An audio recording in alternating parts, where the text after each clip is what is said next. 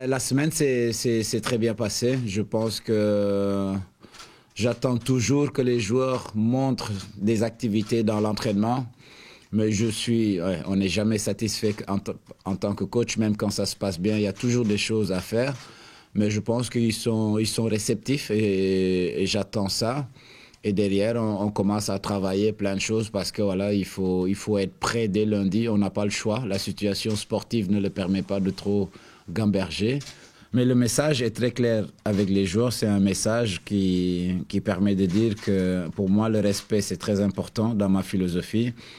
Et de l'autre côté, la grinta que je veux voir quand on joue, cette passion dont on parle, et qu'on soit fier quand le match est fini. Ça, c'est l'idée. Et concernant le reste de l'aspect sportif du football, on y travaille aujourd'hui, demain et dimanche parce que c'est important, je le répète, d'être prêt. La situation sportive ne le permet pas.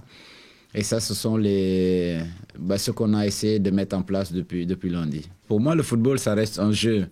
Et dans ma manière de faire, dans les choses que moi je maîtrise, ces choses-là, je dois bien les faire. Mais il y a des choses que je ne maîtrise pas. Et ces choses-là, voilà, j'essaie de faire mon maximum. Ce qui veut dire que mon équipe à moi, je vais faire de sorte qu'ils ne soient pas surpris par l'adversaire, qu'ils sont capables de montrer des choses et de faire la différence. Et pour moi, si je perds, je veux juste perdre contre une équipe qui est meilleure que moi. Et que j'ai montré l'envie, que j'ai tout donné. Et que là, quand je me vois en face du miroir, quand j'étais joueur, j'étais comme ça. Et quand je suis entraîneur, je serai pareil. Je veux juste tout donner et mettre tous les dispositifs qui sont nécessaires pour gagner le match. Ça fait déjà une semaine depuis qu'on a commencé que j'attends vraiment depuis qu'il est arrivé. Je pense qu'il y a l'envie, enfin surtout l'identité du Standard qui est revenue un peu dans la tête de tout le monde. Et ouais, depuis qu'il est arrivé, j'ai envie d'être déjà lundi là. Et je vais tout faire pour donner tout. En tout cas, je vais donner ma vie pour le club, comme je l'ai toujours fait. Et voilà, j'ai été, j'ai toujours et je serai toujours à la disposition de mon club et je donnerai à 200%. C'est vrai que ça me fait du bien d'avoir des paroles comme ça d'un coach qui me donne la confiance, on va pas dire qui m'est due, mais qui me redonne un peu la confiance.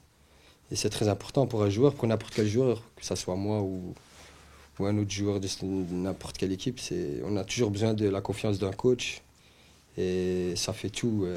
Il y a tout qui se joue dans la tête, tout se joue dans la tête d'un joueur de foot. Mais je veux juste terminer sur ça.